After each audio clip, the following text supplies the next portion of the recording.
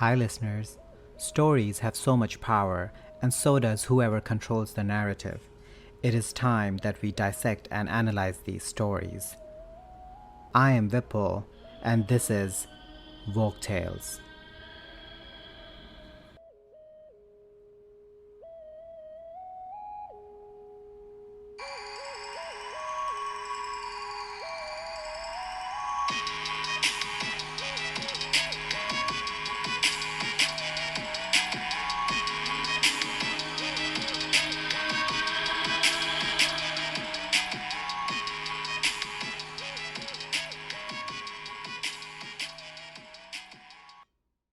Hi, everyone.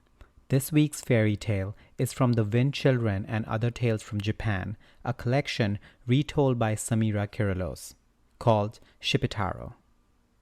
The story begins by introducing us to a young samurai warrior called Chõshirõ. And, against all odds of fairy tale rules, two perfectly healthy parents, neither of whom are under any wicked spell. Shocking, am I right? More surprising yet, it is also a time of peace.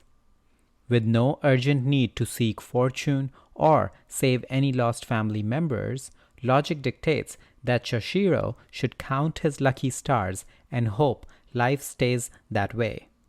Instead, he leaves his estate in the capable hands of his parents and goes to look for trouble. #machismo, which means strong or aggressive masculine pride. If the adventures will not come to him, he will go forth and find them. On that note, it's story time. Chōshirõ, who longs to wrestle a kappa, a vampire-like creature in Japanese folklore, be tricked by a fox woman, and visited by the ghosts of dead warriors, walks for 7 days through dark woods and up a lonely mountain without seeing anything out of the ordinary at all.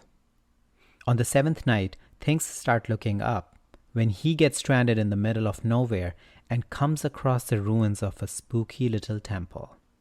Even the weather is getting into the spirit of heroic hardship, pelting down rain. So Chōshirõ takes refuge in the ruin.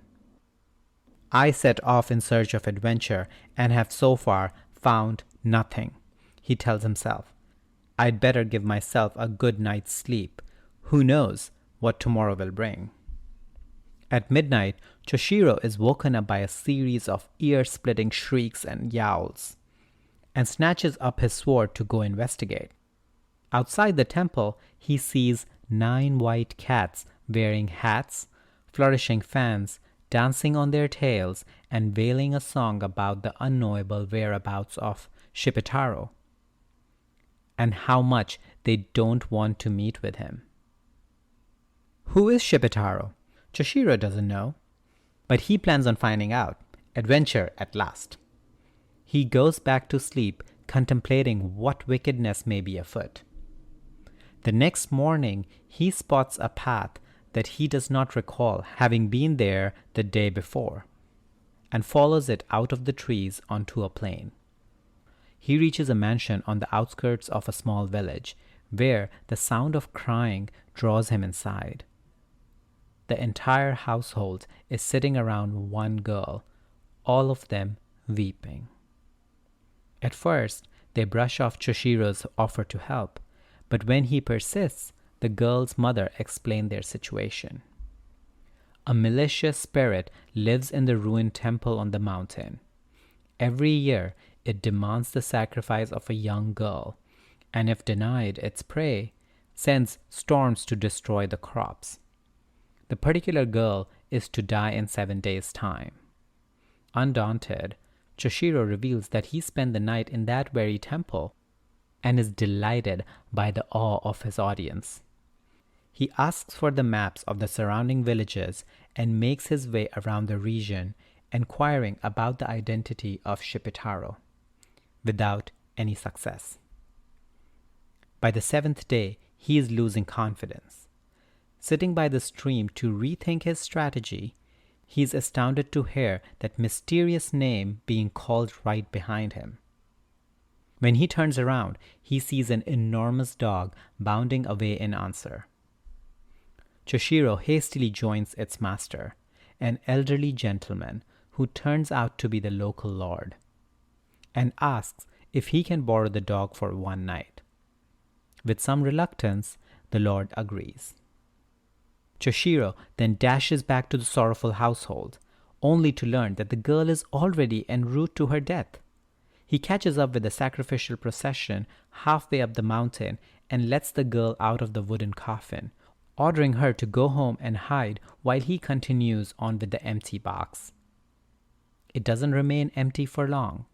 Chõshirõ shuts the incredibly good-natured dog in there and hides himself in the woods around the temple. At midnight, the 9 white cats return, and a 10th as their leader. This one, black-furred and enormous. They dance around the box, shrieking in a frenzy. The black cat whips the lid off the box, and Shippeitaro leaps out, knocking the cat to the ground. At this point, Chõshirõ joins the fray with his sword, mercilessly slaughtering all 10 of the cats. With grisly victory achieved, he returns to the household to explain the night's events. First thing in the morning, he returns Shippeitaro to his master, then follows the road out of the village onto the plain. The end. Anti-cat prejudice is not unfamiliar in fairy tales, with similar superstitions to be found in many parts of the world. That does not make the violent deaths of these cats any more palatable, especially as they do nothing more sinister than wear hats and sing incomprehensible songs.